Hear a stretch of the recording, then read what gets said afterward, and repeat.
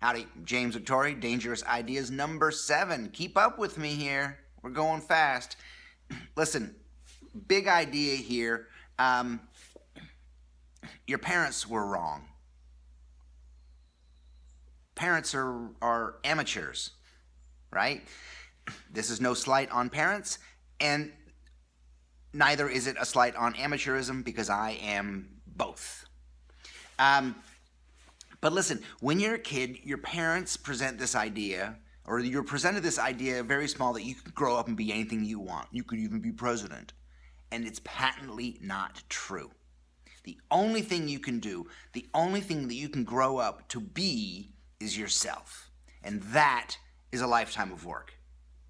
That is difficult. In philosophy, it's called to know thyself. You were not put on this planet. You were not put on this earth. You were not born to be a success, to achieve goals and money and a 401k and put your kids through college. You were put here to fucking figure out who you are. Everything else, all the good stuff, all the gravy, all the frosting, is a byproduct of you figuring out who you are, right? Find out who you are and do it like your pants are on fire. Figure out what you love and do it, do it, do it. That's a line from a Charles Bukowski poem called Roll the Dice. Go look it up. Listen, the Oracle herself, Miss Dolly Parton, says to figure out who you are and do it on purpose. Right? Figure out who you are and do it on purpose. I was born to do this job. I was born to do what I'm doing for a living, for my meager living. I knew I was creative early on. I was called creative early on, and it wasn't a compliment. But I was born to do this job. I drew on everything. I was full of wordplay. I drew on the walls. I drew in books. I had to fight, and I had to fail, and I had to ignore the critics, the inside critics and the outside critics, all through my childhood, all through growing up, and I'm still doing so today. Just so I can be me. Just so I can figure out and continue to figure out who I am and try to do it on purpose, right? The worst thing that we can do is not be ourselves. Oscar Wilde himself, the patron saint of Dangerous Ideas, I guess, Oscar Wilde himself said, most people are other people. Meaning they don't have their own thoughts. They don't have their own ideas. They're sheep. They follow other people, right? The worst thing that you can do is be someone else. How do I say this? This applies across the board.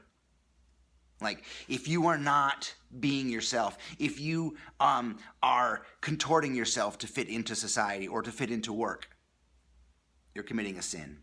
If you are closeted and gay and keeping it hidden because of professional or social reasons, it is going to eat you alive. If you are creative and you're in a non-creative job, it's going to eat you alive. It's who you are. To ignore these things is a sin. To ignore these things is to deny who you are, to deny your DNA. And it will eat you alive, really. These dreams don't go away. Listen, I understand the pressure. As a man, I understand the pressure to succeed, right? The pressure to support a family. And for women, there's the pressure both from society and biology to either to be a mom, or if you're a businesswoman, you have to be a you know what, right? The pressure to do those things and not be yourself is enormous. But the dreams won't go away. It will still follow you. Many of us are presented with a track to follow. When I was a kid, there were two fields when I got out of high school, two fields of study and two fields of success in my hometown that most of the people in my high school followed. And one was nursing, and the other one was prison guard. We had a big hospital, and we had a big Dannemora State Prison, right? I didn't feel the calling for either of those. I thought that was odd that it was presented to me. And they were presented to me, why? Because you could earn a good living. You know, I had tendencies, I had urges, I had clues of my creativity, and I needed to figure it out.